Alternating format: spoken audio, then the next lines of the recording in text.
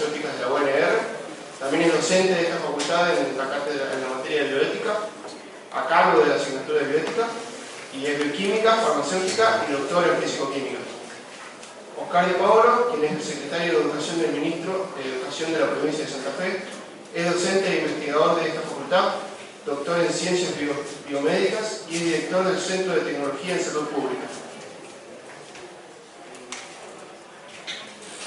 Ahora con la palabra Daniel. Bueno, yo voy a tratar de hablar poco porque me excedí en la anterior charla, entonces para hablar un poco más a tono. Soy médico veterinario, entonces como médico veterinario entiendo lo que es el sufrimiento, el dolor animal y varios temas médicos. Entonces, hoy en día, digamos, cada vez está más en debate los aspectos bioéticos y sobre todo cómo afectamos el bienestar animal. En ese sentido, casi todos los proyectos que nosotros hacemos previamente son analizados desde el punto de vista del bienestar animal, sobre todo cómo afectan, y prácticamente es imposible publicar un trabajo si no tiene, digamos, la aprobación de un comité de bioética. Nosotros en la facultad constituimos un comité de bioética dentro del que formo parte, pero de alguna forma me quiero excusar, ¿no?, poniendo a una persona totalmente independiente, porque al ser, nosotros tenemos muchos proyectos que se envían y sería más adecuado tener una figura independiente. Sin duda es muy importante considerar los aspectos sobre todo de bienestar animal. Hay otros aspectos incluso que están profundamente más cuestionados, ¿no?, y sobre todo cuando nosotros trabajamos con humanos. Ahora, también como investigador yo tengo una suerte de gran preocupación. Es muy difícil conseguir dinero para investigar, es muy difícil hacer una investigación, uno tiene que hacer docencia, etc. Y uno puede, de alguna medida, establecer toda una parte regulatoria extremadamente compleja, a tal punto que, es más, muchas de las grandes empresas a nivel mundial es como que les conviene, digamos, tener partes regulatorias extremadamente complejas, porque solamente van a poder realizar ese tipo de investigación cuando, digamos, cuando se tenga un departamento con 10, 15 personas especializados para moverlos, etc. Entonces, por otro lado, en el caso de los investigadores, si se mandan una macana, muy difícilmente vuelvan a poder tener, digamos, o algo con un impacto sumamente negativo, puedan volver a conseguir dinero para trabajar. Entonces eso debería actuar, digamos, de una forma muy notable, y aquellos, digamos, que cometieran un error, bueno, eventualmente deberían sufrir las consecuencias, ¿no? Entonces, tengo varios ejemplos de cómo esto puede afectar. Yo, por ejemplo, lo que tomé en los últimos años como idea no trabajar con cosas que tienen que ver con humanos. Es decir, cuando yo volví a la Argentina en el 2000, tal vez era la única persona que podía clonar en ese momento en Argentina. Entonces el gran miedo era, había un montón de gente que decía que desde sectas de ufólogos que decían que deberíamos clonar a los humanos y que Cristo era clonado, y a mí me sorprendió el día en que me llama Chiche Hellbrunn y me dice: Chiche, ¿y qué es de la clonación humana? Yo, no, nadie debería pensar en clonar humanos. Y me dice Severino Antinori al teléfono, que era justamente un ginecólogo italiano que decía que había que clonar y que él estaba dispuesto a clonar, ¿no? Entonces empezamos a discutir en radio en italiano, yo no lo entendimos, por qué sí y por qué no. Y yo, es más, eso lo que me produjo a mí es como que yo no quería enseñar los 4 primeros años porque tenía el temor de tener un estudiante clonador compulsivo impulsivo que clonar a media Argentina y desbalancear. Después, por eso, bueno, hay una reglamentación en Argentina que directamente la clonación reproductiva la prohibía. Yo me sentía terriblemente culpable porque en ese momento se pensaba que había una forma de clonación que era la terapéutica, que era clonar para producir tejidos. A mí no me convencía tener embriones de clonación humanos. Me hubiera convencido si lo hubiera producido específicamente, si hubiera usado óvulos de otra especie. Me hubiera convencido más, pero asimismo inmediatamente lo que se me ocurrió es una idea genial. Eso es porque producimos embriones. Ahora, si producíamos embriones partenogénicos o partenogenotas, tal vez podríamos ni siquiera llamarlo, no tienen la potencialidad de desarrollar hasta edad adulta. Es un óvulo que fue tratado químicamente y que puede de alguna manera desarrollar por varios días. Y entonces yo lo vi como una opción interesante. Entonces fui a hablar con a clínicas de humanos y desde el primer día que vine fui con esa idea: ¿qué tal si produjéramos un embrión partenogénico y de ahí tratábamos de aislar células madres? Y me dijeron, no, lo van a tomar muy mal. Entonces lo dejé por un tiempo. Tiempo después un amigo mío que había estado en mi laboratorio hizo exactamente eso en monos, y ahí dije, bueno, tiene mucho más sentido porque podríamos tener líneas de células madres de humano a partir de un óvulo.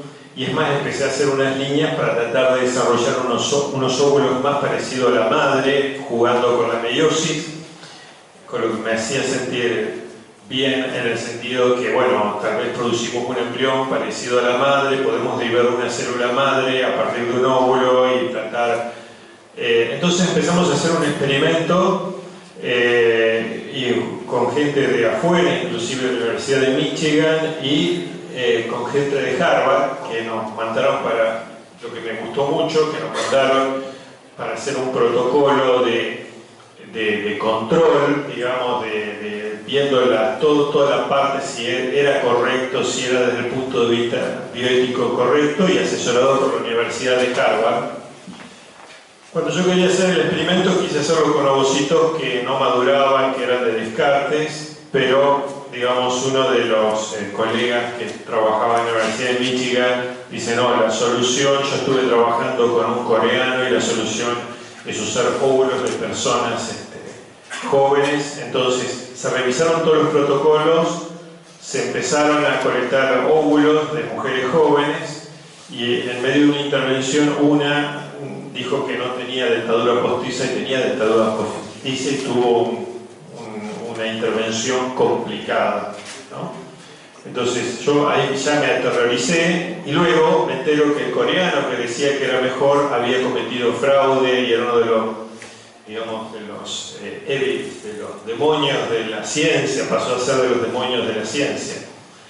Entonces vi como un terreno que a mí me hacía sentir poco conforme, que no me sentía bien, que ni siquiera con la supervisión de Harvard uno podía tener, digamos, un protocolo, y preferí dedicarme a la experimentación animal, donde lo que contemplamos es la parte sobre todo del bienestar de los animales que producimos. Entonces, cerrando toda esta conclusión, no hay mecanismos que a nosotros nos protejan totalmente. Creo que una de las cosas más importantes es el sentido común. Pienso que mientras los investigadores estén dentro de un circuito oficial, digamos, donde hay premios y castigos que pueden ser, digamos, de imposibilidad de trabajar a futuro, está más o menos controlado el sistema científico, y un sistema que en exceso burocrático, cosa que nos pasa ahora con los animales modificados genéticamente, que prácticamente uno necesita un departamento, eso condena a que las tecnologías sean utilizadas, digamos, por grupos más poderosos y por los países más poderosos. Entonces, yo lo que creo es bastante en el sentido común, y todos los profesionales de la salud tienen en general un sentido común, y bueno, mientras para las cosas que vienen del Estado creo que es algo que eventualmente sería bastante fácil poder regularlo. Para los emprendimientos privados tal vez se puede poner, digamos, un mayor énfasis, Pero bueno, la cuestión es el balance entre ser excesivamente permisivos y que se cometan algunas cosas muy erróneas. Creo que eso no debe ser así, creo que todos deberíamos someter nuestros proyectos a un comité de ética local, pero también tener en cuenta que las cosas extremadamente burocratizadas va a frenar el desarrollo tecnológico y que nos va a impactar negativamente en alimentos, en salud, y va a hacer que un montón de cosas lleguen muy tarde. El mejor ejemplo es que nosotros produjimos las vacas con proteínas recombinantes allá por 2002 con la empresa Biocidus, y hasta el día de hoy no hay un producto, ¿no? Y cuando va a llegar ese producto va a ser extremadamente caro. Es decir, creo que para la sociedad, es decir, si bien tiene que haber un marco que nos garantice la seguridad de ese producto y que no nos va a afectar, etc., y en muchos casos avanzamos con errores, pero yo creo que el exceso podría ser, de la parte regulatoria podría ser peligroso, y bueno, eso por mi parte. Muchas gracias, Daniel. Muchas gracias a todos. Muy buenos días. La verdad que para mí es una enorme alegría estar aquí, estar en mi facultad, junto con Miriam, y conozco desde la época del doctorado, trabajamos juntos, y volver a este espacio la verdad que me da una enorme alegría, pero fundamentalmente acompañar a los compañeros y compañeras de la agrupación 9 de julio de esta querida facultad con quienes he trabajado cuando era secretario académico. Otros compañeros, ¿no? Obviamente ya están mucho más viejitos porque han pasado mucho tiempo, pero la posibilidad de trabajar codo a codo, solidariamente, acompañando los proyectos que están llevando adelante en esta facultad, para mí es una enorme alegría. Sé también que hay gente de la Universidad Nacional del Litoral, creo, así que también bienvenidos, porque también trabajo con ellos en la ciudad de Santa Fe, así que muy bienvenidos a todos. Y la verdad que es una alegría para mí, como decía antes, también por el hecho de poder mostrar este protocolo de investigación clínica con sujetos humanos como objetos de investigación científica. La verdad que eso también es una alegría porque cumple uno de los objetivos de ese protocolo que nos propusimos en un primer momento, no solamente realizar investigación clínica, investigación biomédica con sujetos humanos como objeto de investigación científica, lo cual es sumamente importante porque pone a nuestra facultad en un sitial interesante en el análisis y en el debate de las investigaciones clínicas y de las investigaciones biomédicas, sino porque ese protocolo cumple un propósito pedagógico. Cumple un propósito pedagógico que es justamente mostrar un posicionamiento ético y un posicionamiento político. Perdón.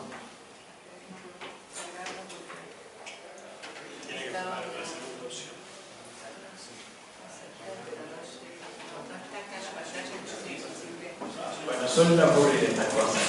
Mientras ellos siguen trabajando, yo les quiero hacer énfasis en que un protocolo, este protocolo en una universidad pública cumple un rol, tiene que cumplir un rol que es habilitar la investigación biomédica, la investigación clínica, pero también generar un aspecto pedagógico de ese protocolo, que nos permita a nosotros fijar un posicionamiento político, un posicionamiento ético y un posicionamiento epistemológico. ¿Por qué digo esto que parece medio enredado y medio complejo? Porque ustedes saben que hay infinidades de empresas, de multinacionales que generan investigación biomédica, investigación clínica, y hay dos objetivos, para decirlo sintéticamente. Uno puede ser lograr la mejor calidad de vida centrada en el paciente, es decir, lograr información fidedigna para que podamos tener una medicina basada en la evidencia y poder mejorar la calidad de vida del paciente. Pero en otras ocasiones, el protocolo clínico termina siendo un medio para lograr una mayor rentabilidad e instalar una droga, un determinado medicamento en el mercado a los fines absolutamente de la rentabilidad. La historia de la investigación médica puede dar muestras de todo esto que estoy diciendo, hay dos grandes lineamientos para llevar adelante la investigación biomédica. De manera tal de que nosotros queremos fijar un posicionamiento, nos parece importante fijar un posicionamiento político y un posicionamiento ético para hacer investigación con sujetos humanos. Y lo que voy a hacer es contarles un poco cómo es este protocolo que nosotros estamos realizando tan solo cruzando la calle en el Hospital Provincial del Centenario, y voy a comentar un poco las implicancias éticas o las implicancias bioéticas de este protocolo, que es justamente lo que pretendemos debatir en esta mesa, si es que anda el power.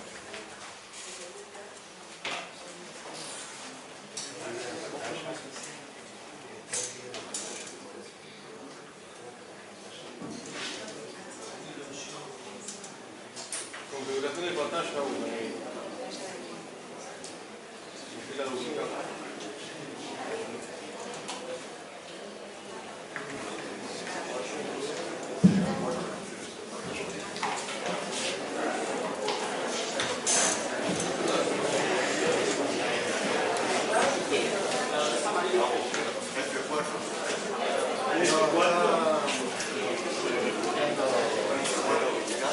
Comprate una copa.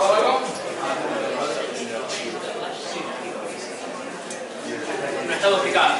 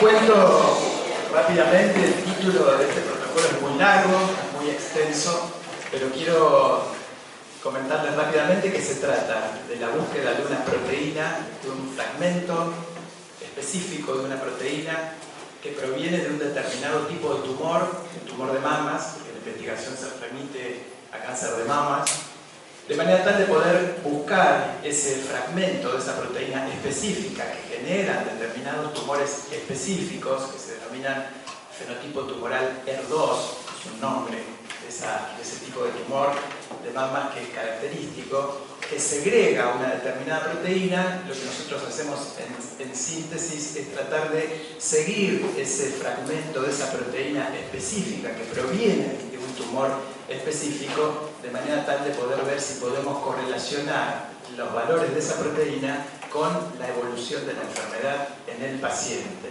Es decir, cómo esa proteína nos permite predecir o establecer un determinado pronóstico de esta enfermedad. Por eso el protocolo se llama significación, pronóstico y potencial utilización del monitoreo terapéutico del dominio extracelular de la proteína HER2 en suero de mujeres diagnosticadas con cáncer de mama en el Servicio de Oncología del Hospital Provincial del Centenario. Es decir, cómo buscamos una determinada proteína que a su vez proviene de un determinado tipo de tumor específico, y esa proteína tiene finalidades terapéuticas, es decir, se puede utilizar para tratamiento terapéutico del cáncer de mama. Si les parece, vamos a la proteína para poder entender el proceso, y cualquier pregunta que quieran hacer me interrumpen y trabajamos.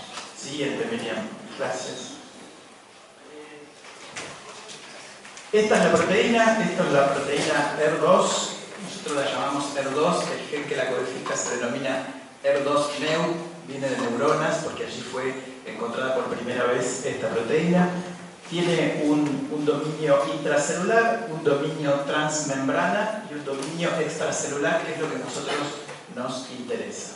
Si vamos a la siguiente, Miriam, vemos que esta es la familia de las proteínas R2, donde en su mayoría la R1, la 2, la 3 y la 4 funcionan con receptores ligandos específicos que generan señales hacia el interior de la proteína, y la que nosotros estudiamos es esta, la proteína R2 específica, que a su vez funciona por dimerización con otra proteína, generando una serie de señales de cascada hacia el interior de la célula, dando lugar a una serie de procesos como lo es apoptosis, como lo es proliferación celular, es decir, producen modificaciones o alteraciones en el ritmo celular de esta célula mamaria.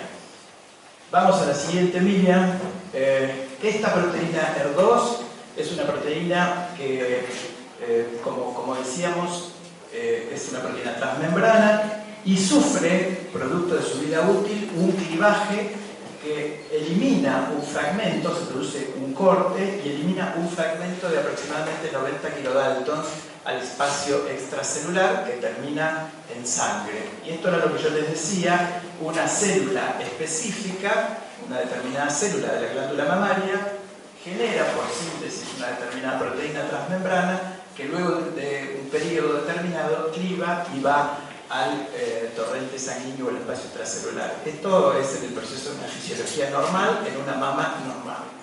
Cuando esta célula se convierte, se transforma a través de una serie de dinámicas que son las que producen la transformación tumoral, se produce lo que se llama la amplificación del gen R2-neu, es decir, se producen una cantidad de copias enormes que generan una gran cantidad de síntesis, de manera tal que todas esas proteínas que se van sintetizando aparecen aumentadas por efecto de la transformación celular. La célula, cuando se transforma en una célula tumoral, aumenta la síntesis de la proteína R2 y por lo tanto aumenta los fragmentos de la proteína extracelular. Ese fragmento extracelular aumenta en el espacio extracelular y por lo tanto en el torrente sanguíneo. Esto nos está indicando una hipótesis de trabajo muy interesante, que es que cuando la célula se transforma, aumentan esos fragmentos extracelulares de la proteína R2, lo cual nos está indicando que hay una patología. De manera tal de que si yo puedo operar una terapéutica sobre esa célula tumoral, evidentemente ese fragmento de la proteína tiene que bajar. Esta es la hipótesis de trabajo sobre la cual nosotros arrancamos con esta tarea hace aproximadamente 6 y 7 años. Vamos a la siguiente, Miriam. ¿Cómo estudiar esta célula transformada cuando se produce un fenómeno patológico? Lo podemos estudiar, si vamos a la siguiente, Miriam, a través de inmunohistoquímica, es decir, podemos caracterizar este fragmento extracelular a través de un proceso de inmunohistoquímica que permite el coloreado en el tejido. La otra opción es por inmunofluorescencia, es decir, vemos un incremento de los genes amplificados por fluorescencia, y el otro método, que es el que nosotros estamos estudiando, es determinar ese fragmento extracelular de la proteína R2 a través de una tecnología específica que nos las ha provisto la empresa Siemens de los Estados Unidos, que tiene su casa central en Alemania, y que nos ha provisto una tecnología específica para poder determinar ese fragmento extracelular de la proteína. Si vamos a la siguiente diapositiva, podemos ver el método para poder detectar ese fragmento extracelular de la proteína R2. Si vamos a la siguiente, el equipo que nos permite realizar esta determinación, que es el que tenemos cruzando la calle y que nos ha provisto la empresa Siemens, es un equipo de una tecnología muy específica, muy característica, que ya le están usando algunos equipos de investigación, y que nos permite determinar el porcentaje o el valor en nanogramos por mililitro del fragmento extracelular de la proteína R2. Si vamos a la siguiente, Miriam, vamos directamente a cómo se constituye el protocolo de investigación clínica. El protocolo tiene dos etapas, la etapa 1 y la etapa 2. Es un procedimiento que corre sincrónico, paralelo. El primero es el reclutamiento de mujeres libres de enfermedad. Es decir, como nosotros habíamos visto, ustedes recordarán, una célula normal que producía por su clivaje natural un fragmento, una determinada concentración de la proteína HER2 en sangre, queremos ver cuánto es ese valor en mujeres que están libres de enfermedad. Y ahora vamos a ver cómo se logra eso. Y la otra es tratar de establecer el reclutamiento de mujeres con diagnóstico efectivo de cáncer de mama, de manera tal de poder realizar el seguimiento de esa enfermedad, de esa proteína, a lo largo de la enfermedad. En ambos casos, y esto es lo que quiero remarcar también, en ambos casos lo que hacemos es trabajar en lo que se llama proceso de consentimiento informado, es decir, un trabajo colaborativo con cada una de las pacientes, de manera tal de que entiendan claramente de qué se trata el proceso de investigación, que van a ceder, que van a poner su cuerpo, específicamente que van a ceder una muestra de sangre, que se van a someter a un examen clínico y ellas tienen que acordar claramente esta posibilidad de poner su cuerpo para realizar una investigación biomédica. El proceso consta primero de un proceso relacional, un proceso de información, de vínculo, de construcción de subjetividades de forma conjunta y colaborativa con el paciente, y la segunda parte es la firma de un formulario para la aceptación o no, puede negarse, a participar en ese protocolo de investigación clínica. Como decía Daniel, este protocolo tiene que tener o está ajustado a un conjunto de normas, un conjunto de reglas, que después vamos a ver específicamente para poder llevarlo a cabo, resguardando la ética y los derechos humanos de ese paciente, porque ahí es, digamos, la clave de la regulación de la investigación biomédica a través de todo este procedimiento, no violar derechos humanos de los sujetos que van a ser objeto de la investigación científica. Una vez que eso está aprobado, pasamos a lo que se llama la etapa 1. Bueno, la etapa 1 es el reclutamiento de mujeres entre 20 y 70 años a las que les vamos a establecer condiciones y criterios de inclusión, es decir, qué condiciones tienen que cumplir esas mujeres para formar parte de este protocolo de investigación en la etapa 1. 200 mujeres a las cuales asignamos la información general, trabajamos el tema del consentimiento informado y luego le hacemos, si ellas acceden, luego de la explicación detenida y desarrollada del proyecto de investigación, se le hace un examen mamario físico, es decir, los médicos que forman parte de nuestro equipo hacen un control de las mamas, un examen tradicional, como se realiza en cualquier consulta médica. Luego se le hace una cenografía y una ecografía mamaria. La cenografía es para mujeres mayores de 30 años, porque no queremos irradiar mamas muy jóvenes.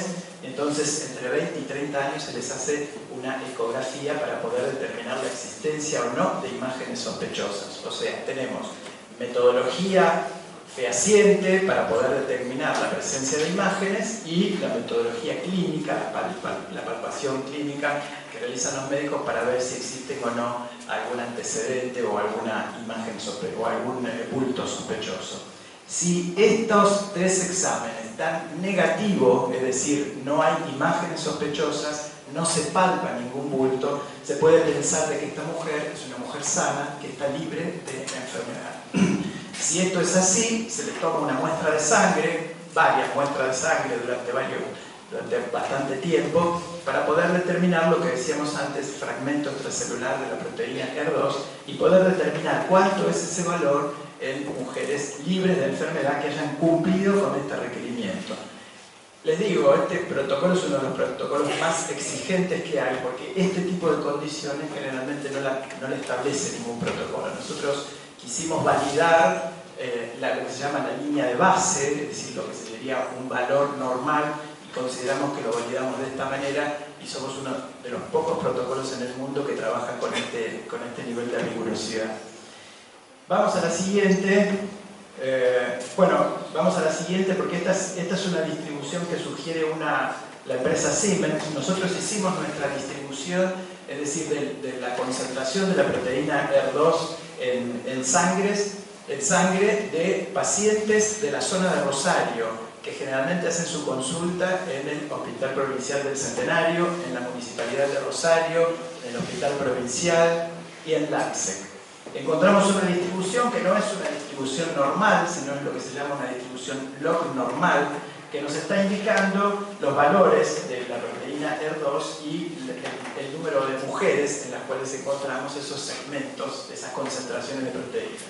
Si vamos a la siguiente, aquí vemos los distintos estudios estadísticos y encontramos que en el percentilo 99, es decir, cuando estudiamos esa distribución log normal, el 99% de las mujeres está por debajo de 19.5 nanogramos por mililitro. ¿Esto qué quiere decir? Que la mayoría, el 99% de las mujeres que están libres de enfermedad porque no tienen ninguna palpación, porque no tienen ninguna imagen sospechosa, tienen por debajo de 20 nanogramos por mililitro del fragmento extracelular de la proteína HER2. Esto para nosotros fue un dato muy importante porque encontramos por primera vez este valor y nos permitió mejorar nuestra hipótesis de trabajo. Cuando digo mejorar la hipótesis de trabajo, aquí hago un paréntesis, quiero dejar en claro que siempre estamos construyendo hipótesis de trabajo. Nunca tenemos resultados concluyentes, nunca podemos decir este es el resultado final, esta es la verdad, particularmente cuando trabajamos con seres humanos, ¿sí? Con sujetos como objeto de la investigación científica. De manera tal de que esto forma parte, una de las partes más duras de la constitución de nuestra hipótesis de trabajo. Si vamos a la siguiente, allí vemos que, dale a la siguiente, Miriam, allí vemos que este valor, de lo que llamamos valor de corte, nos permite establecer una hipótesis mucho más clara, diciendo, bueno, si las mujeres que están por debajo de 20 nanogramos por decilitro, si fueran enfermas de cáncer de mama, por debajo de ese valor encontraríamos mujeres con características de las libres de enfermedad. Es decir, las mujeres libres de enfermedad nos inducen a pensar que si una mujer contrae una enfermedad como es cáncer de mama, cuando ese valor de la proteína HER2 está por debajo de 20 nanogramos por mililitro, podríamos pensar que está libre de enfermedad según esta hipótesis de trabajo. Y por el contrario, si los valores de la proteína HER2 están por arriba de 20 nanogramos por mililitro, nanogramos por mililitro, estamos con la posibilidad de pensar de que hay un proceso patológico. No sabemos cómo, pero esa es parte de nuestra hipótesis. No sé si está claro el planteo, ¿sí? Vamos a la etapa 2, que sería el reclutamiento de mujeres con diagnóstico efectivo de cáncer de mama. Para eso dividimos el proceso de la enfermedad, la evolución de la enfermedad, la dividimos en 4 estadios o 4 fases. Una fase diagnóstico, cuando la mujer llega a la consulta, se hace la palpación, se encuentra un volumen sospechoso, se hacen las imágenes, se hace una serie de procedimientos que permiten plantear un diagnóstico. Luego se hace una fase, en el caso que el diagnóstico sea efectivo, es decir, se compruebe fehacientemente a través de una serie de estudios tradicionales que hay un diagnóstico de cáncer de mama, se diagnostica seguramente una cirugía, hay lo que se llama una fase prequirúrgica, para entrar a la cirugía extrayendo ese tumor, que como nosotros vimos en la teoría, ese tumor es productor de una proteína específica, que es lo que se llama un blanco terapéutico, que libera un fragmento de esa proteína, pero que al remover el tumor, que es productor de esa proteína, esos niveles, por hipótesis de trabajo, tienen que bajar. ¿Está claro? Removido el tumor, se va a lo que se llama la fase postquirúrgica, donde seguramente hay un tratamiento a lo largo del tiempo, pueden durar años, y luego de haberse producido durante todo ese proceso, nuestra hipótesis de trabajo es determinar el valor del fragmento de la proteína extracelular HER2 para ver si, de acuerdo a nuestra hipótesis, si está por debajo de 20 nanogramos por mililitro, podemos decir que esa mujer está libre de enfermedad, pero está libre de enfermedad porque responde al tratamiento terapéutico. Si esos valores en la fase postquirúrgica están por arriba de 20 nanogramos por mililitro, podríamos predecir de que no hay respuesta al tratamiento terapéutico. Y aquí viene una de las premisas o una de las consignas más importantes de esta investigación. Si nosotros podemos evaluar la fluctuación de ese marcador en el momento en que pasa por arriba de los 20 nanogramos por mililitro, le podemos decir al médico, mire, tenga cuidado porque esta mujer no está respondiendo a ese tratamiento terapéutico. Entonces el médico puede decir, bueno, voy a cambiar ese tratamiento terapéutico y al cambiarlo estamos teniendo una posibilidad de prolongar la vida del paciente. Esta definición es una definición muy importante porque al día de hoy no existe cómo seguir los tratamientos terapéuticos, no existe cómo medir la evolución de la paciente, si es favorable o no es favorable, en forma temprana a través de un pronóstico claro y certero. En la fase diagnóstica nos propusimos tomar una muestra de sangre de la paciente antes de que fuera tocada. Cuando decimos antes de que fuera tocado, decimos antes de que se le haga una biopsia, precisamente para evitar movimientos de las células tumorales a través de una aguja, que es la que la está pinchando en el tumor para poder extraer una muestra. De manera tal de que para nosotros son pacientes vírgenes, decimos en este sentido, porque no han sido punzadas, nos permite tomar un valor de la muestra antes de que se haga el diagnóstico efectivo. Esa paciente a lo mejor no tiene ninguna patología, se vuelve a su casa, esa mujer no va a ingresar en el protocolo, pero si luego del diagnóstico tiene un diagnóstico fehaciente, entra dentro del protocolo a través de los criterios de inclusión. Se le hace una toma de muestra en la fase diagnóstica, en la fase quirúrgica se hace la biopsia completa del tumor para saber las características de ese tumor y en la fase postquirúrgica se hace una toma de muestra frecuente a lo largo de todo el tiempo que la mujer se predisponga, ¿sí? Ella tiene que tener el convencimiento de que esto le va a servir para poder controlar y regular su enfermedad. Es un proceso complejo, un trabajo conjunto y sistemático con todas y cada una de las pacientes. Vamos a la siguiente, Miriam. Bueno, voy a mostrarles ahora los gráficos de los resultados esperados, que es justamente el planteo de nuestra hipótesis. Ven cómo va increyendo nuestra hipótesis, la vamos armando un complejo de cómo correlacionar ese fragmento de la proteína extracelular con el estado patológico o no del paciente. Entonces, nuestra primera hipótesis, también siguiendo el esquema de fase prequirúrgica, quirúrgica, postquirúrgica, decimos, bueno, supongamos una paciente que ingresa con valores altos, por encima de 20 nanogramos por mililitro, que ingresa con un valor alto de ese marcador.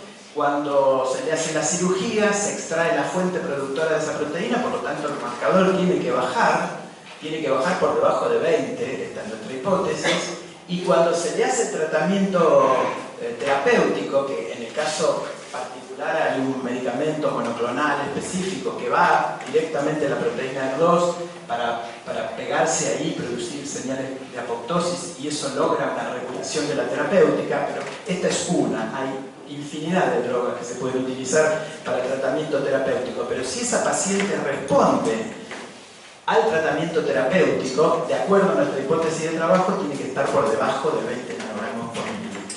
Vamos a la siguiente, el otro caso.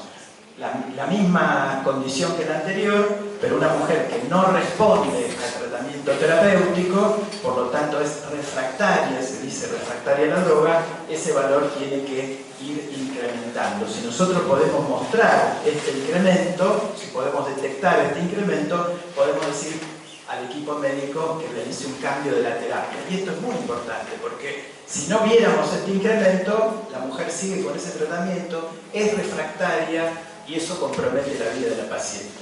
Al poder detectar y pronosticar esta posibilidad, le decimos al equipo médico cambie la terapia y ese cambio de terapia es una opción de vida más para la paciente. Vamos al siguiente. El siguiente también era una hipótesis de trabajo interesante, es decir, mujeres que entran con valores por debajo de 20, lo que llamamos valores por debajo del corte, valores normales, y después van a la cirugía y después de un tiempo aparece una refractariedad al tratamiento terapéutico, se producen incrementos del valor de ese marcador. Vamos a la siguiente, aquí está la hipótesis de trabajo, lo que nosotros leeríamos en esta correlación entre el fragmento extracelular de la proteína R2 y el tiempo. Vamos a la siguiente, Miriam. Pasarlas, que estas son todas estadísticas. Pasar otra más. Bueno, vamos a ver pasar, Miriam. Estos ya son los pacientes. Esto es lo que nosotros encontramos. Pacientes que están identificados con un código. Esto también tiene que ver con las condiciones bioéticas de la investigación, con las condiciones éticas. Aquí no hay identidad de personas, sino hay un código alfanumérico que se trabaja con cada uno de ellos. Ningún investigador, ningún miembro del grupo de investigación sabe quién es esa paciente, sabe sus resultados.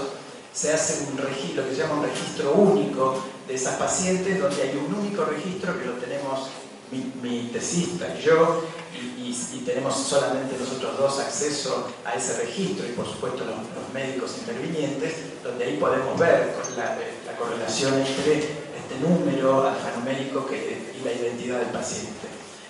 Si vamos a la siguiente, Miriam, bueno, este es uno de los primeros casos. Una paciente que ingresa con valores muy bajos, pero se le detecta en el diagnóstico un cáncer de mamas. Se le hace la cirugía luego de un tiempo de tratamiento que produce la reducción del tumor. Generalmente los tumores por debajo de 1 centímetro van directamente a cirugía, y cuando tienen más de 1 centímetro de diámetro van a lo que se llama la neoadyuvancia, es decir, se hace un tratamiento con quimioterapia de manera de reducir el tamaño del tumor, y cuando entra dentro de la fase por debajo de 1 centímetro de diámetro se hace una cirugía, y ustedes pueden ver que los valores de esta paciente están siempre por debajo de los 20 nanogramos por mililitro. Hay una respuesta favorable a trastuzumab, que es la droga con la que se realiza el tratamiento de la paciente, con lo cual podemos decir que esta paciente está respondiendo favorablemente al tratamiento. Estamos pronosticando, estamos prediciendo que esa droga está cumpliendo el efecto terapéutico en esa paciente. Vamos a la siguiente, Miriam. Bueno, otro paciente. Sí, bueno, aquí exactamente lo mismo. Son líneas totalmente aplanadas. Vamos a otra, Miriam, otra más, otra, la misma. Vamos a encontrar una aquí. Tenemos un caso, uno de los tantos casos paradigmáticos, donde una paciente ingresa con valores por debajo de 20, comienza a producirse una elevación, pero que para nosotros no es significativa. En un determinado momento se realiza la cirugía, se extrae el tumor, con lo cual nuestra hipótesis es que se bajan los niveles de producción de la proteína ER2 necesariamente porque se ha removido el tumor, y eso se ve claramente porque baja de 21 a 13, ¿sí?, al extraer el tumor. La paciente se le hace 2 ciclos de fosfanicina y otra droga más en particular. Se le hace un tratamiento terapéutico, lo que quiero decir, y después toma la decisión unilateral de suspender el tratamiento. Esta mujer toma la decisión de no tratarse más y vuelve al año con importantes dolores óseos, y esto es una indicación clínica muy clara de la progresión de la enfermedad. Es lo que se llama la metástasis ósea, donde esas células tumorales han salido de la mama, han ido al torrente sanguíneo y han colonizado en hueso, produciendo allí, bueno, un deterioro óseo que produce una disminución de la densidad ósea, y eso genera aplastamiento de vértebras, aplastamiento, fracturas óseas, y eso se evidencia clínicamente porque hay un dolor muy importante. La paciente vuelve a la consulta, y estas estrellitas significan que se le hace un estudio que se llaman centellografías, un estudio con iodo radioactivo, que permite ver si hay lesiones óseas, que permite ver si hay una metástasis ósea. Evidentemente, de valores de 16.5 empieza a elevarse a 300. Esta paciente se le hacen 2 centellografías, que son estas 2 estrellitas que están aquí. La primera muestra un compromiso óseo, la segunda muestra un compromiso óseo mucho mayor. Son como especies de radiografías donde se ve la captación del yodo. La segunda muestra una captación de yodo superior a la primera. Lamentablemente esta paciente fallece precisamente porque se produce una progresión de la enfermedad. Cuando las células tumorales están dando vuelta en todo el torrente sanguíneo, hay colonización en todos los órganos, y eso compromete la vida de la paciente. Vamos a la siguiente, Miriam. Otra más. Esta es la descripción de la paciente. Esta es una paciente histórica que tiene una respuesta clara al trastuzumab, con muy buen pronóstico de vida. Vamos a la siguiente línea, que quiero llegar a un caso que es también muy paradigmático, que es este, que este fue el primer caso que estudiamos, el primer caso que analizamos. No, más atrás, te fuiste para adelante, Miriam. Para atrás. Ahí, quédate ahí, Miriam. Esta paciente de 40 años de edad, cáncer de mama en el estadio 4, ingresa muy joven, jovencísima, un caso, digo, muy paradigmático porque lo que estamos viendo, como que la enfermedad de cáncer de mama está tomando dos poblaciones. Antiguamente, la población sobre la cual se estudiaba eran los 60 años de edad, mujeres menopáusicas, obesas, un poquito gorditas, 60 años, menopáusica, había un pico ahí de aparición de tumores de mama. Ahora estamos viendo esa población y poblaciones en torno de los 30, 40 años, poblaciones de mujeres cada vez más jóvenes, es decir, como que la población se está dividiendo en dos, y esto tiene que ver, seguramente ustedes lo habrán estudiado en algún momento, con el estilo de vida, con el consumo de determinadas sustancias, con la forma en la que vivimos. Esto es para otra charla.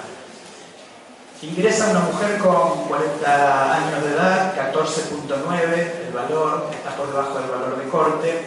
En un determinado momento, por rutina, se le hace una centellografía y se ve una pequeña lesión ósea, y es concomitante con el aumento del valor del marcador. Nosotros vimos que se produce un aumento del marcador en el mismo momento en que hacíamos la centellografía. Allí, cuando se produce esta evidencia, le decimos al equipo médico, bueno, a ver, ¿por qué no cambiamos, por qué no hacemos un tratamiento enérgico con una determinada droga, se llama paclitaxel, que es una droga muy específica, de manera de ver si podemos revertir este valor? Y fíjense que veíamos una tendencia declinante del marcador, pero inmediatamente se produce un aumento a más de 50, con lo cual le dijimos al equipo médico, bueno, cambiemos otra vez la droga, vayamos a una droga más específica, que es el trastuzumab, que es un monoclonal, y hicimos una segunda centellografía y una segunda medida del marcador, y encontramos que había aumentado la captación de yodo, había aparecido una metástasis ósea mucho más evidente, y al mismo tiempo se producía un aumento del marcador, con lo cual nosotros estábamos correlacionando una hipótesis bastante interesante, una hipótesis colateral, pero que con el paso del tiempo se iba a hacer cada vez más potente, y es que este marcador se correlaciona con la metástasis ósea. De hecho, esta paciente, hicimos una nueva centellografía, dio un aumento de las lesiones y así sucesivamente hasta producirse el deceso del paciente justamente por metástasis ósea. Bueno, creo que está claro, a ver, no sé si Miriam con otras más, pero bueno, paremos aquí, o paremos en la siguiente, Miriam, a ver, que es lo mismo. Volvemos, bueno, hemos visto un planteo de una hipótesis de trabajo, después vimos los casos que hemos estudiado a lo largo del tiempo, hemos visto cómo se produce entre el hecho real y la hipótesis de trabajo, y por lo tanto podemos decir que se cumple de alguna manera esa hipótesis que nos propusimos en un comienzo, y lo expresamos de esta manera. Mujeres con diagnóstico de cáncer de mama, con dos fenotipos, es decir, dos características tumorales específicas, que se llama fenotipo luminal B o ER2, que expresan esa proteína que vimos en la primera diapositiva, que responden favorablemente al tratamiento terapéutico convencional, evidencian valores del marcador por debajo del valor de corte. Esta es, de alguna manera, la confirmación de la hipótesis. Y también dijimos, no se da lo contrario a la proposición, es decir, mujeres que respondiendo al tratamiento presenten valores del marcador superiores a 20 nanogramos por decilitro. Es decir, si la mujer responde a la terapéutica, el valor del marcador de la proteína ER2 está por debajo de 20 nanogramos por mililitro. Con lo cual estamos diciendo, esa mujer está respondiendo a la terapéutica y está libre de enfermedad. Y si le hacemos toda una serie de chequeos tradicionales y convencionales, también se correlacionan, es decir, también están evidenciando que esa mujer está libre de enfermedad. Vamos a la siguiente, Miriam. Bueno, también vimos esto.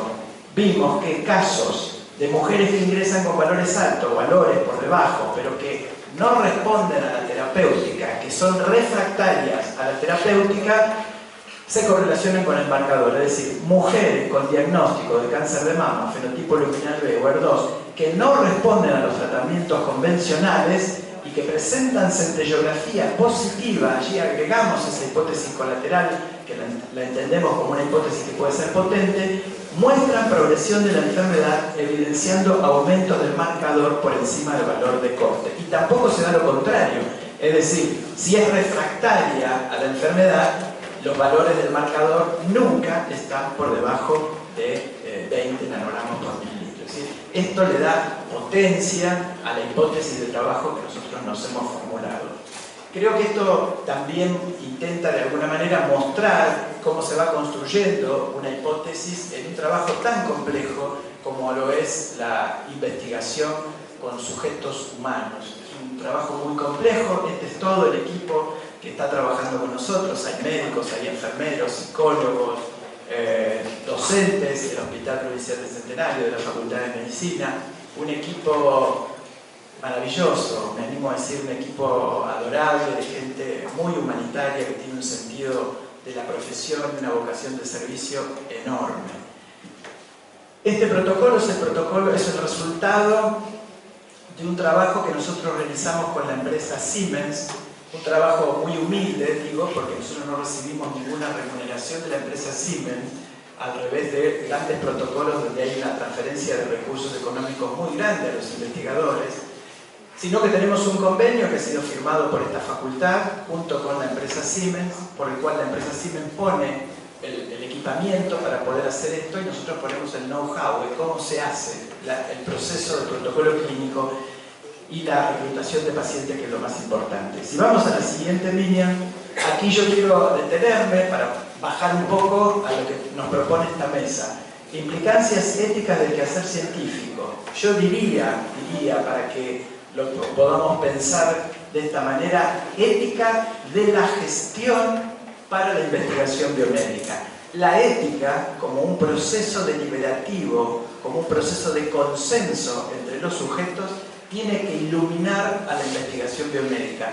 No se puede hacer investigación biomédica fuera de la ética, como proceso deliberativo, como proceso de construcción conjunto, solidario y coordinado entre los miembros de cualquier comunidad. Para poder tener esto presente, para que haya una ética en la gestión de la investigación biomédica o la investigación clínica, deben cumplirse una serie de pautas. Son innumerables las pautas, pero yo voy a comentarles las que trabajamos nosotros. Primero, institucionalización de la investigación biomédica. La investigación no se puede hacer fuera de una institución, una universidad, el CONICET, una institución, una fundación, debe realizarse dentro de un campo institucional. Y esto tiene que ver con muchas teorías, con la teoría de Thomas Kuhn, con la teoría de Pierre Bourdieu, que habla de la existencia de un campo teórico donde se construye conocimiento. Uno no puede construir conocimiento en el garaje de su casa, puede hacerlo, pero debe hacerlo en el marco institucional si va a trabajar con sujetos humanos como objeto de investigación científica. Trabajo coordinado con los comités de bioética. Esto es esencial, esto es básico. Cada institución tiene que tener un comité de bioética, que es un organismo multilateral, está formado por distintos miembros de la comunidad, médicos, abogados, gente de la comunidad, que forman parte de esta institución que tiene por objeto la observancia de la investigación biomédica. Los comités de bioética deben observar permanentemente cómo se realiza ese proceso de investigación. Distinguir entre información y comunicación en el marco del modelo de salud. Esto es fundamental. La información es un cúmulo de conocimiento que se puede transferir en forma unilateral, particularmente del médico al paciente, que es quien tiene el poder porque sabe, mientras que el paciente no lo tiene porque desconoce, y particularmente desconoce lo que le pasa. Esto es un poco la síntesis de lo que seguramente habrán escuchado hablar, el modelo médico hegemónico, un modelo asimétrico donde la información baja del que sabe al que no sabe, y un modelo donde el médico o el equipo médico puede tomar disposiciones o definiciones sobre la vida de un sujeto. Mientras que lo que nosotros promovemos es la comunicación, un proceso horizontal de transferencia permanente de conocimiento, de transferencia de saberes.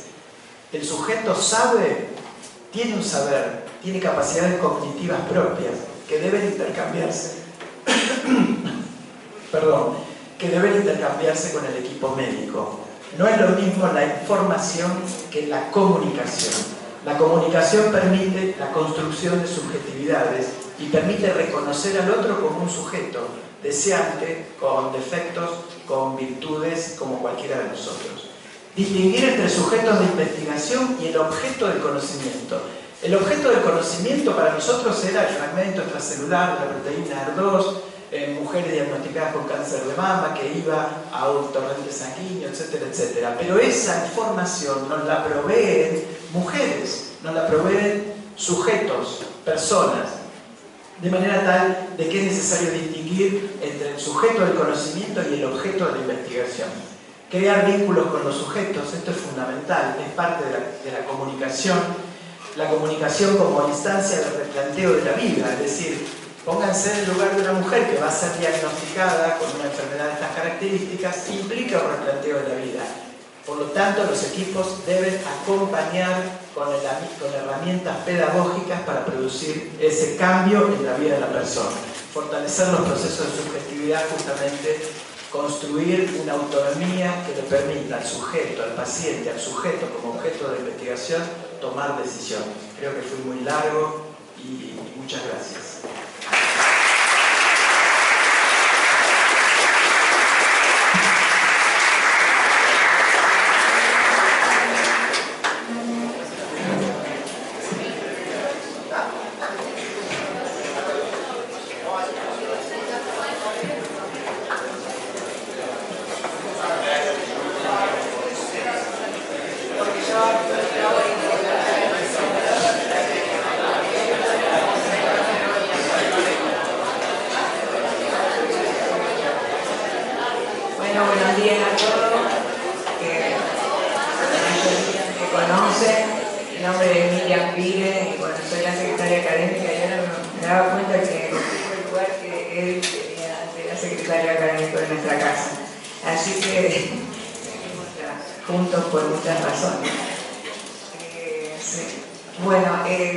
Me encanta que sigan estos congresos de los licenciados en biotecnología, estudiantes, así que, como decía el doctor Gremer ayer, feliz de que hayan tenido la oportunidad de hacerlo, a diferencia de cuando nosotros cursamos en la universidad, que no podíamos hacer estos encuentros ni proponer estas instancias. Esta es, mesa redonda es conciencia, implicancia ética y quehacer científico, con lo que ha dicho el doctor Daniel Salomone. Bueno, debemos haber quedado un poco fascinados, pero a su vez con algún temor si sabíamos que estábamos en la mesa de ética. Entonces la idea es justamente eso, ver la responsabilidad que tenemos como miembros de una comunidad científica. Y lo que yo voy a plantear es los tipos de comité, porque era una cosa que me habían pedido, pero que no me voy a detener mucho en eso. Los tipos de comité, básicamente, para decirlo rápidamente, hay con funciones de asesoramiento, ejemplos son los comités hospitalarios, los de docencia, los de asesoramiento a diputados, senadores, a jueces, a rectores, pueden generar documentos de trabajo y tienen dictamen o dan asesoramientos no vinculantes. Esa es la diferencia con el otro tipo de comité. En este caso nosotros tenemos aquí comité vinculante, pero lo interesante de este tema, de estos comités, es que generalmente los rectores, en nuestro caso que pertenezco al comité de asesoramiento del rector, a veces ocurren temáticas dentro de la comunidad de la universidad y él nos pide que demos un dictamen o que evaluemos esos temas que están haciendo algún ruido en la comunidad. Hemos tenido de varios temas, hemos tenido relación industria-universidad, hemos tenido plagio, falsificación entre estudiantes, con el tema de los trabajos finales, las monografías, las tesis de doctorado. Entonces generamos documentos para atender a esos temas. No obstante, son dictámenes no vinculantes para generar información que luego baja a las unidades académicas para que tengan en cuenta las unidades académicas, todas las 12 facultades que integramos la universidad, y podamos tomar acciones con respecto a esos problemas que están ocurriendo. Y después están los comités de ética en investigación.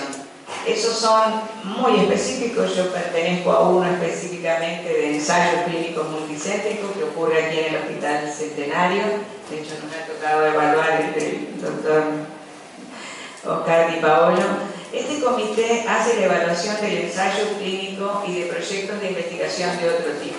Yo pertenezco al ensayo clínico multicéntrico patrocinado por la industria farmacéutica en el hospital, y a los comités a los proyectos de investigación que se generan en esta casa, en esta unidad académica, y que corresponde a todos los investigadores de CONICET o no que realizan actividades dentro de esta casa. En este caso el dictamen es vinculante, es decir, el comité de ética lo revisa, los aspectos éticos, legales, revisa por supuesto la formación o cómo van a comunicar el consentimiento informado, cómo se les va a pedir permiso a los sujetos de investigación, en el caso de sujetos humanos, qué tipo de muestras van a utilizar y demás, y se dictamina por sí o no a llevar adelante el proceso. Esto no es que nos ponemos en abogados de diablo para decir obstaculizamos el quehacer científico, porque lo que hacemos es mucha ida y vuelta con respecto a si están cometiendo un error en cómo van a comunicarlo, o cómo van a proceder o algo así. Lo que hacemos es que lo revisen, rehacemos, va y viene, hasta que llegamos a un consenso. Los comités de ética son multidisciplinarios, y en esto rescato lo que ayer decía el doctor Kremer, que la bioética tiende a ser en la línea o en el grupo de los que él llamó disciplinariedad. ¿Se acuerdan que en realidad no vamos a tener ya disciplinas específicas? Todos necesitamos de todo y la bioética no es una excepción. Por ser a su vez más nueva, justamente se nutre de todas las disciplinas. Son los dictámenes entonces vinculantes. Eso es básicamente lo que yo les quisiera decir con esto, porque quiero centrarme en el tema que nos compete, que era de la ciencia y una tecnología socialmente responsable. Para esto, de un documento ya muy interesante, un comité de ética, que es el Comité Nacional de Ética en Ciencia y Tecnología, que depende del Ministerio de Ciencia, Tecnología e Innovación Productiva de la Nación, y depende directamente de Presidencia. Ahí les dejé la página web, y que escribió un documento que está directamente en la página, si ustedes hablan, que son las proposiciones para una ciencia y una tecnología socialmente responsable.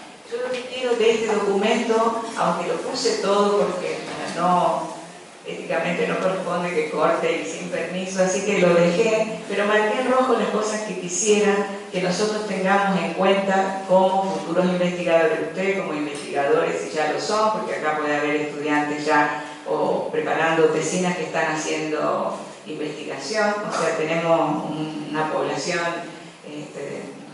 alumnos puede ser de los primeros años, pero la mayoría creo que debe estar 2 años superiores.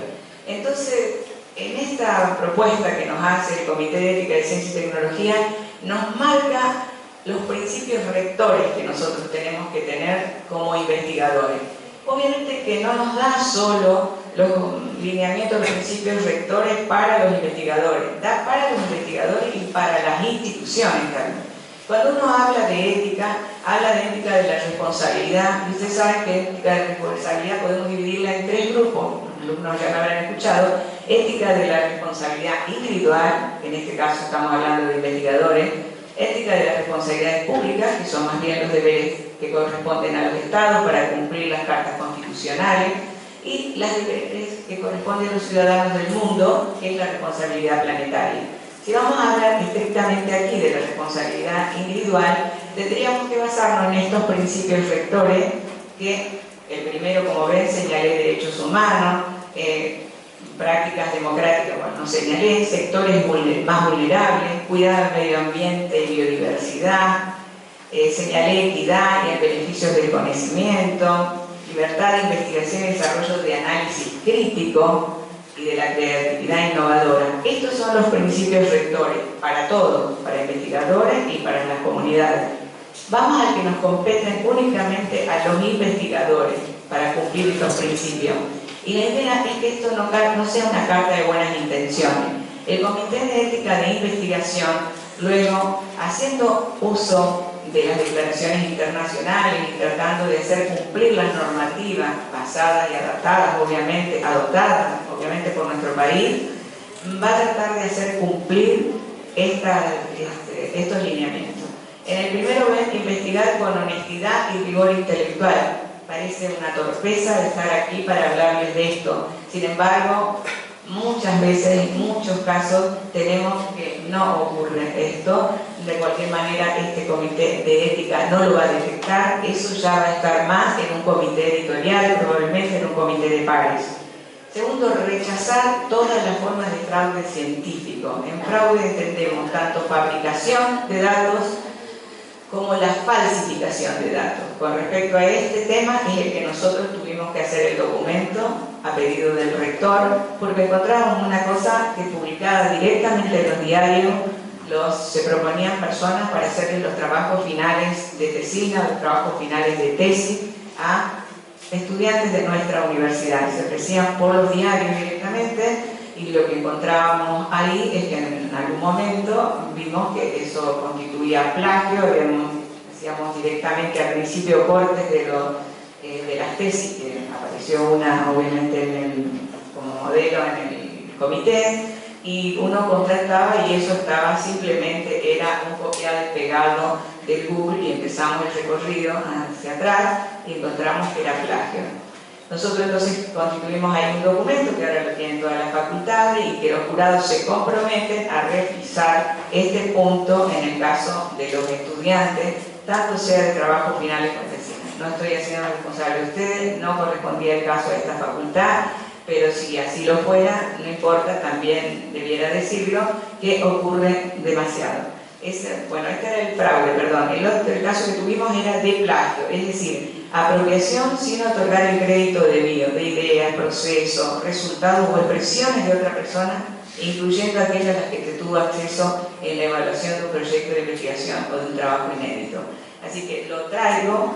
Esto no podemos nosotros evaluarlo en un comité de ética de investigación a priori, pero como investigadores debemos, si vamos a ser honestos con nuestros colegas y vamos a generar conocimiento y lo vamos a publicar para que otros se nutran de él y continuar con el conocimiento científico, obviamente que no nos podemos prestar ni al fraude ni al plagio.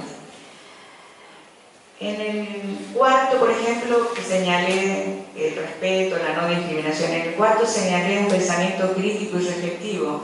En primer año, cuando se les da un trabajo final para hacer, muchos tienen que sacar información y no son todavía ni tienen experiencia para generar un trabajo científico. Pero lo que se espera de ustedes es un pensamiento crítico frente a lo que leen o a lo que les proponen para hacer el trabajo final. Eso es lo que debieran desarrollar, no hacer estos copiados y pegados que encontraron, sino revisando la bibliografía o lo que encontramos respecto al tema que les interesó, que están haciendo ese trabajo, tener una actitud crítica y por ustedes sacar conclusiones y proponerlas. Muchas veces en esos trabajos no se espera que sea la verdad o lo mejor. Hemos visto trabajos finales en primer año que obviamente serían impensables de llevar a cabo, que no en la práctica no se llevaría, pero lo que importa es la actitud de ustedes, reflexiva y crítica, frente a un determinado problema.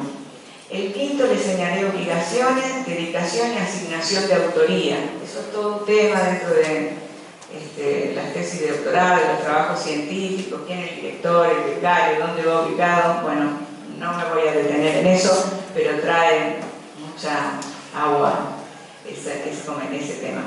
Llevar los registros de los datos de investigación. Este es un tema muy importante, porque está ocurriendo en muchos casos que se publican trabajos y los comités editoriales, primero que se comunican con nosotros para pedirnos los consentimientos informados, en algunos casos, de los que teóricamente se generó esa publicación, que ya está en el punto de la publicación científica. Y el editor, antes de publicarla, ahora hay prohibición de publicar en investigaciones no éticas, lo primero que hace es pedirnos, lo primero no, sin duda, pide los consentimientos informados que teóricamente firmaron los pacientes que formaron parte de ese proyecto. Y uno se los debe enviar en la editorial para que tenga conocimiento de eso. A veces van por más, piden otras cosas, y también pueden pedir el registro de los datos de investigación cuando sobre todo se sospecha la falsificación. Así que es importante que lo llevemos. El origen y el uso de los recursos de investigación también está atravesado por la ética. No podemos prestarnos a recibir recursos de investigación de cualquier origen, y eso está pautado. Hay que saber a quién estamos ofreciéndole información científica, y a veces la desesperación, y como hoy hablaba Daniel, los fondos nos faltan y quisiéramos tener subsidios de valores mucho más altos, pero bueno, es preferible a veces tener recursos más bajos, pero no prestarnos a cometer o hacer uso de un dinero de origen ilícito para avanzar en el conocimiento. Lo que quiero que quede claro desde la bioética es que la idea es generar conocimiento a como dé lugar. Eso no lo estamos obstaculizando de ninguna manera, pero lo que no debe hacerse es a cualquier precio. Así que también hay que tener cuidado con esto. Respetar normas de seguridad, eso es obvio. Acá, proteger la privacidad con confidencialidad. Y en el punto 10, cumplir con los requisitos y obligaciones establecidas en las declaraciones internacionales. Ese es para trabajar con seres vivos, ese es específico para los ensayos clínicos que entrega el Comité de Ciencia y Tecnología. Las poblaciones vulnerables tienen que estar estrictamente protegidas, esto también a adoptar. Dar cuenta de la necesidad de uso de animales en laboratorio, que bueno, esto ha hablado un poco Daniel. En el caso de lo que está hablando aquí, animales de investigación, está más referido a cumplir con los requisitos y obligaciones para aplicar los criterios de reducción, refinamiento y búsqueda de reemplazo, las famosas 3R, y tratar de usar el menor número de animales y cumplir con el cuidado animal. Acá, como ustedes saben, para poder hacer investigaciones con animales también tienen que pasar con un comité de ética. Esto que ocurre en Buenos Aires son los iguales, y acá tenemos por uno organizado y depende directamente del rectorado, y él tiene que avisar, y ahí hay mucha información general de cuántos animales van a utilizar y demás. Cómo los van a matar, cómo se va a producir la eutanasia. Tienen que informar muchísimo. Los invito a entrar a la página de Ciencia y Tecnología, donde están los dos comités, el de humanos y el de los iguales, y vean toda la información que tienen que proveer un investigador para poder realizar un proyecto de investigación que utilice animales. Si observan, van a ser mayores los requisitos que en el caso de los humanos. Acá resalté en el 14, salté algunos. Considerar y hacer explícita la incidencia de orientaciones ideológicas, de intereses sectoriales, institucionales o corporativos en las actividades de investigación, teniendo en cuenta que esto puede sesgar el desarrollo, las conclusiones y la discusión de los resultados. Aquí hay que tener especial cuidado. Nosotros que vivimos aquí muchos ensayos clínicos multicéntricos, y que aquí hay investigaciones muy avanzadas en temas muy importantes, tenemos que tener cuidado con la presión que podamos tener porque nos patrocina. Por eso también es importante saber de dónde proviene el dinero y a quién estamos generando la información.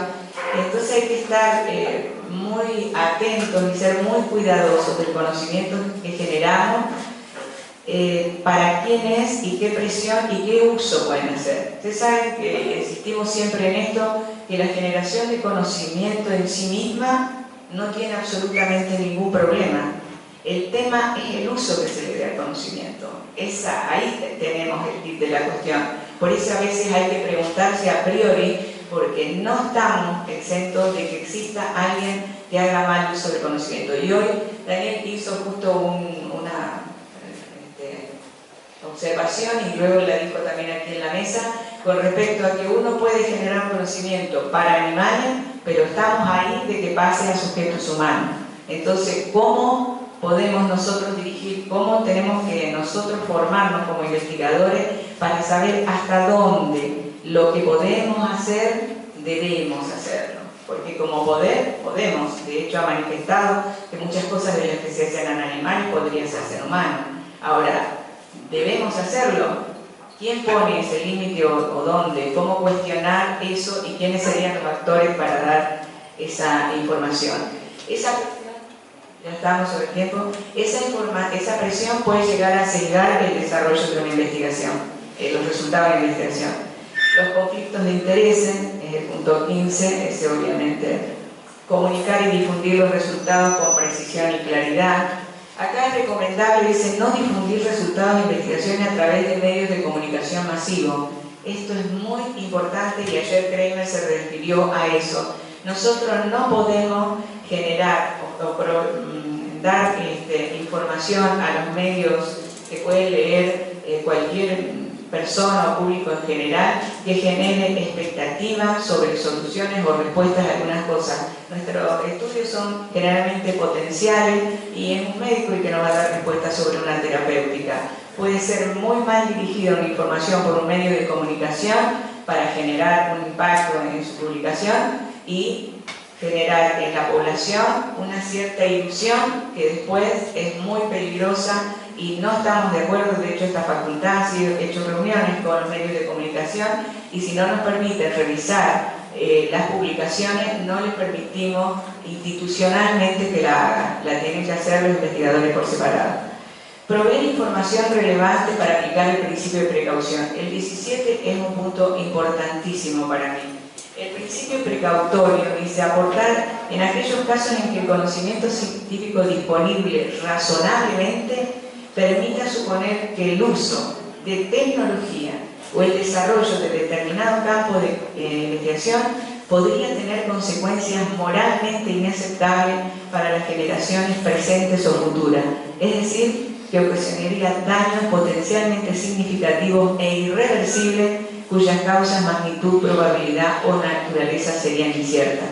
Es muy difícil pedirle a los investigadores que podamos aplicar el principio precautorio, porque no hay un órgano que diga, bueno, no, detengamos esto, no informemos nada, no informemos más, hagamos investigación hacia adentro, primero antes de sacar esto, preguntémonos si realmente esto cuando se produzca en el largo plazo, tanto sea un medicamento, un organismo genéticamente modificado, o muchos temas que hoy están, reproducción asistida, selección de embriones, hasta dónde vamos a llegar. Es decir, todos estos puntos requieren una mirada ética y un diálogo en la población.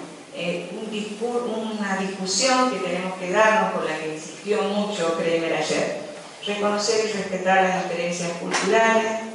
Bueno, estas son las obligaciones de las instituciones, no las voy a dar, porque si no, no llegamos, dice que estamos. Algunos interrogantes que dejé ahí al final, antes de que comencemos con las preguntas. ¿Se debe hacer todo cuanto se pueda en investigación? ¿Quién establece los límites? Debemos preguntarnos si se debe realizar determinada investigación. Evaluamos con quién, si es conveniente o genera beneficio. Pensamos en el largo plazo. Damos respuesta realmente a problemas sociales. Pensamos qué estamos haciendo por las consecuencias de lo que vendrá con nuestras investigaciones. Y los estados, las políticas públicas, ¿no debieran decir algo al respecto en estos temas? Y ahora lo dejo abierto para que originemos el debate. Muchas gracias.